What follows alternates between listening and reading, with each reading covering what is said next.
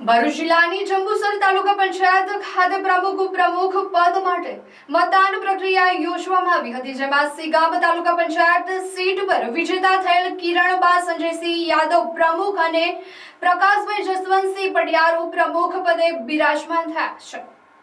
જંબુસર તાલુકા પંચાયત સભાખંડ ખાતે આજે પ્રમુખ તથા ઉપપ્રમુખ પદ માટે મતદાન પ્રક્રિયા નાયબ કલેક્ટર તથા ચૂંટણી અધિકારી ડોક્ટર સુપ્રિયા ગાંગુલીની અધ્યક્ષસ્થાને શાંતિપૂર્ણ માહોલમાં સંપન્ન થઈ।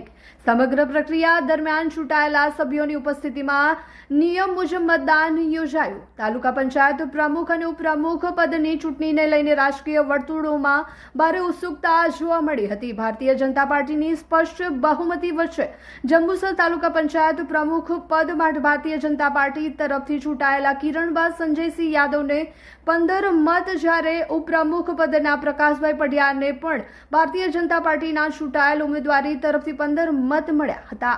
જ્યારે જંબુસર તાલુકા પંચાયતનું કારોબારી અધ્યક્ષ પદ વાવલી ગામના ઉબેર બેઠક પર ચૂંટાયેલ HK પટેલના ફાળે ગયું છે, જ્યારે કાવા બેઠકના કલ્પેશભાઈ ગોહિલ પક્ષના નેતા તરીકેની જવાબદારી સોંપવામાં આવી છે અને દંડક તરીકે મંગળાત બેઠકના ઉમેદવાર પ્રદીપસિંહ લક્ષ્મણસિંહને બિરાજિત કરવામાં આવ્યા છે।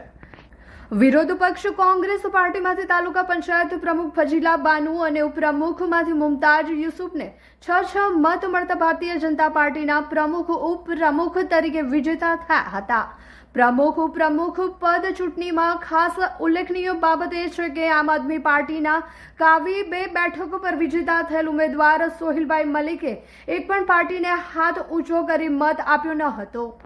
યાદવ તાલુકા પંચાયત પ્રમુખ તરીકે મારી આજે વરણી થઈ છે, તે બદલ તમામ સભ્યો અને ડીકે સ્વામી ધારાસભ્યોનો હું ખૂબ ખૂબ આભાર માનું છું અને કેન્દ્ર સરકાર અને ગુજરાત સરકારની તમામ યોજનાઓનો હું ગામે ગામ પહોંચાડવાનો પ્રયત્ન કરીશ।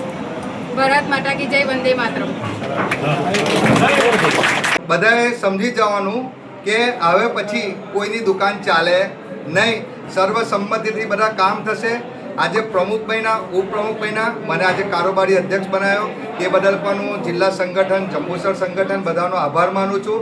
અને મિત્રો, આજે અમારા તાલુકાના ભાજપના 15 સભ્યો, કોંગ્રેસના બીજા સભ્યો, અપક્ષના બધા 22 સભ્યો છે। 22 સભ્યો બધા એક જ છે મતલબમાં, બરોબર। અને આજે અમારે જે હોદ્દો મળ્યો છે એ હોદ્દો તો એક પ્રક્રિયાના રૂપે છે, એક વ્યવસ્થાના ભાગ રૂપે છે, નહીં તો 22 સભ્યો બધા પ્રમુખ જ છે મતલબમાં। એટલે આવતા દિવસોમાં લોકશાહી ઢબે જંબુસરનો વિકાસ કરીશું।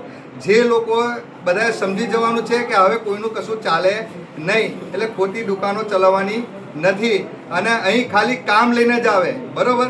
દરેક જણે જેટલી મહેનત છે ચૂંટણીમાં અમારા પર પ્રેમ જે વરસાવે, જે મહેનત કરી છે ને એટલી મહેનત દરેક ગામમાંથી બધાના કામો લઈને આવજો।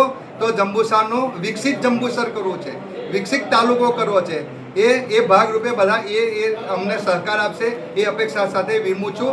વંદે માતરમ, ભારત માતા કી જય।